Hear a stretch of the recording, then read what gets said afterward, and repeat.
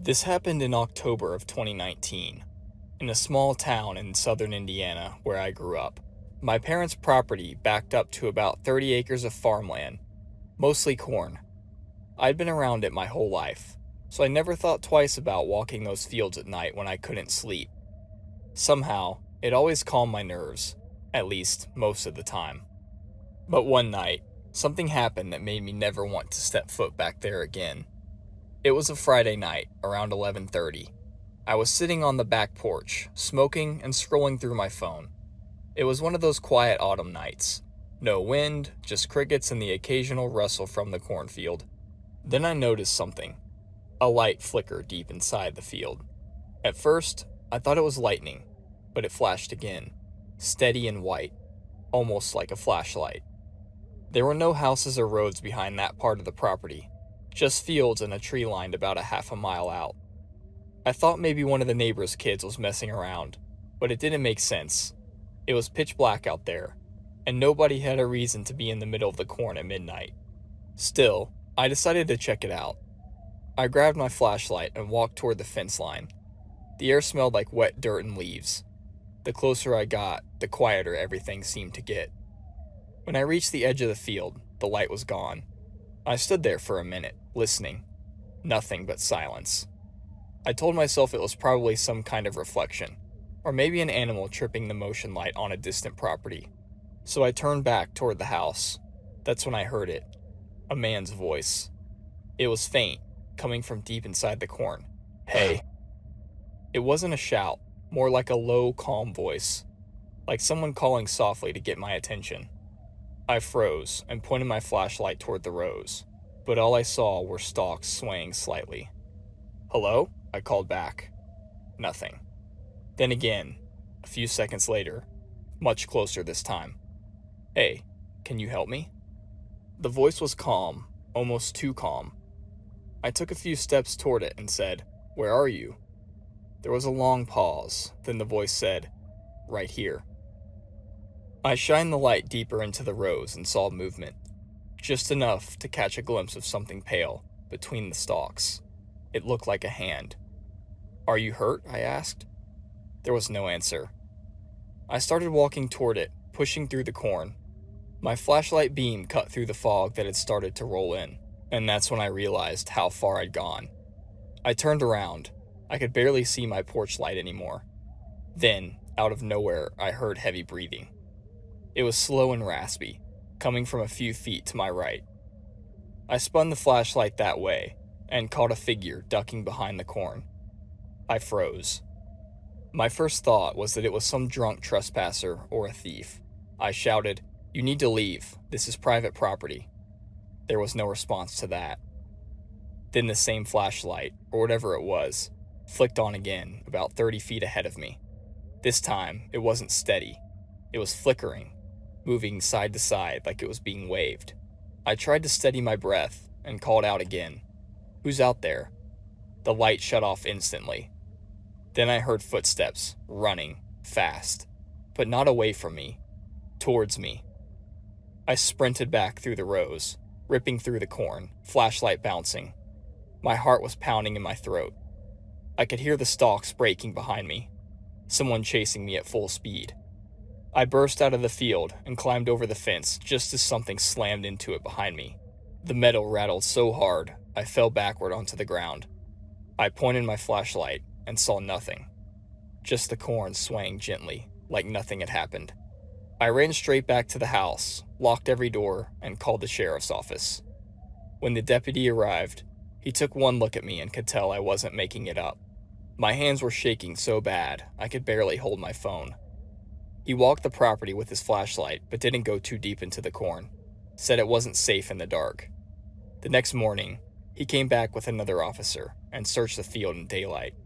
They didn't find anyone, but they did find something. About 20 yards in, they found a torn flannel shirt, a lighter, and what looked like a piece of camping tarp. The sheriff said it looked like someone had been living out there for a while, but there was one detail that stuck with me. The sheriff said there were no footprints leading out of the field, only in. For a while after that, things went back to normal. I didn't see or hear anything strange again, until a few months later, right before Christmas. It was around 1 a.m. when my phone buzzed with a notification from my security camera. Motion detected, backyard. I opened the app and froze. In the middle of the frame, near the edge of the cornfield, was the same flickering light. Only this time, it wasn't deep inside the rows. It was right at the fence line. And as I watched, the light started moving, slowly, side to side, like someone was waving it again. Then it went out. And for half a second, before the feed cut off, I swear I saw a face, pale and expressionless, staring directly into the camera. This was 6 years ago, and nothing has happened since.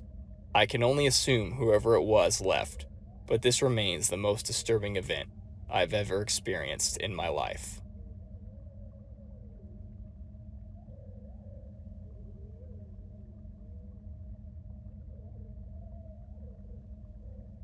I grew up in rural Nebraska, on a property surrounded by farmland. The nearest neighbor was at least a half a mile away, and beyond our backyard was a massive cornfield that seemed to go on forever. There was always this old story that the kids in town told, about a small farmhouse somewhere past the fields that were directly behind our yard. Supposedly, it had been abandoned for decades, but sometimes at night, people said they could see a dim light flickering inside. I always thought it was just a dumb local legend, until last fall, when my younger brother and I decided to find out for ourselves. It started on a cold Saturday night in October. My brother, Ben, had a few friends over, and they were all trying to act tough. They'd heard the story from an older kid at school, about the house beyond the corn. The rumor was that in the 1970s, a farmer went crazy and killed his family there before hanging himself in the barn. The property was supposed to be bulldozed years later, but people still said they could see a single light glowing in the field where the house used to stand. I was 20 at the time, and Ben was 16. I told him the story was obviously made up, but that just made him want to go prove it wrong. Around 11:30 that night, he came into my room with a flashlight and said, "Let's go, I want to see it for myself." I tried to laugh it off, but I could tell he was serious, so I grabbed a jacket and went with him. Part of me was curious to see if it was at all real.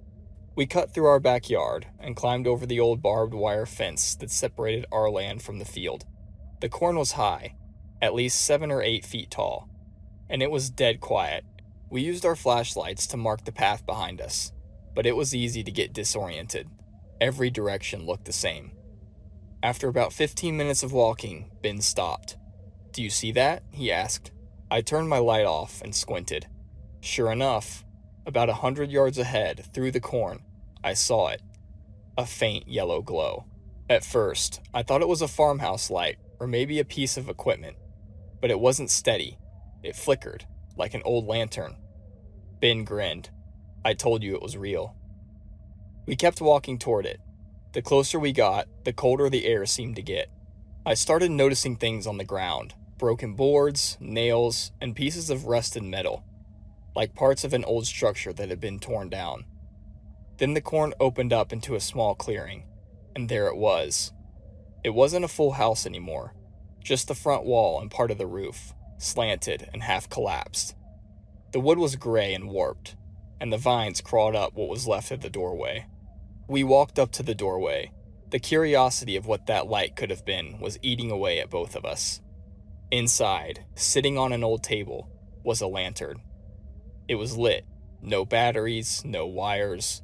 Just a small oil lantern burning in the middle of an abandoned ruin.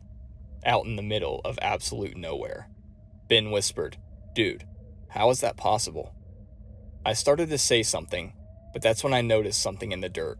Footprints. Fresh ones. They led from the doorway to the lantern, and then off into the dark, toward the back of the clearing. That's when I said, "We're leaving. Now." But Ben wasn't listening. He was crouched near the table, staring at something carved into the wood. Then we heard movement, a single slow step in the dirt behind the wall. We both froze. We turned off our flashlights instantly. The only light came from the lantern, flickering faintly inside the broken house. Another step, then breathing. Ben whispered, "Hello?" Something moved in the shadows, tall, thin, wearing dark clothes. I only saw it for a second before the lantern light went out. Everything went black. Then, from the dark, we heard a voice, deep and hoarse. "Why are you here?" Ben dropped his flashlight. I grabbed his arm and ran. We didn't look back, just tore through the corn, sprinting as fast as we could. I swear I could hear the stalks breaking behind us, and what sounded like heavy footsteps chasing close behind. We didn't stop until we hit the fence by our yard, both of us about to throw up from running so much. When we looked back, the field was quiet again. No lights, no sound, just corn swaying softly in the wind. We told our parents what happened, but they didn't believe us.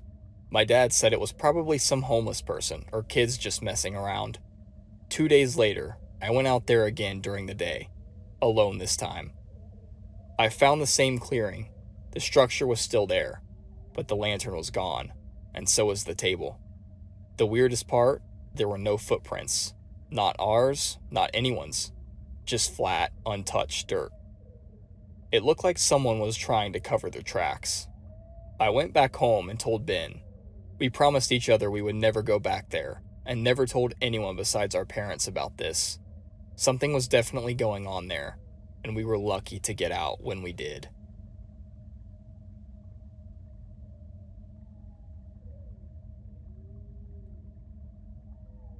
This happened back in 2021, when I was working night security for a small grain storage facility in Kansas.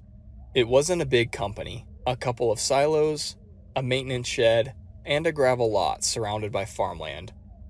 My job was simple: stay in the office overnight, make hourly patrols, and make sure no one was trespassing or stealing equipment. For the first few months, the job was quiet. I just scrolled on my phone, did homework, and occasionally kept an eye on the security cameras to make sure nothing was being disturbed. But that changed one night in late October, when I realized I wasn't the only one out there. It was around 2:15 in the morning. I'd just finished a patrol around the silos and was sitting in the office with a cup of coffee, scrolling through my phone. The facility was surrounded by cornfields on 3 sides, tall, dry, and rustling constantly in the wind. The nearest road was about a quarter-mile away, and at that hour, there were no cars. Nothing but the sound of the ventilation fans humming. Then, out of the corner of my eye, I saw something on the security monitor. The camera pointed toward the south field was flickering. At first, I thought it was a glitch, but then a faint light appeared on the screen. It was moving. It wasn't bright, just a small handheld light, swaying back and forth about 40 yards from the fence, right at the edge of the corn. I zoomed in, expecting to see someone walking with a flashlight, but the light didn't bounce like a flashlight beam. It stayed level, like it was being carried very slowly. Then it stopped, and for a second, I swear I can make out the faint shape of a person standing behind it. I grabbed my flashlight and stepped outside. When I looked toward the field, the light was gone. I walked to the fence line, shining my light around the corn. The rows rustled gently, but I couldn't see anyone.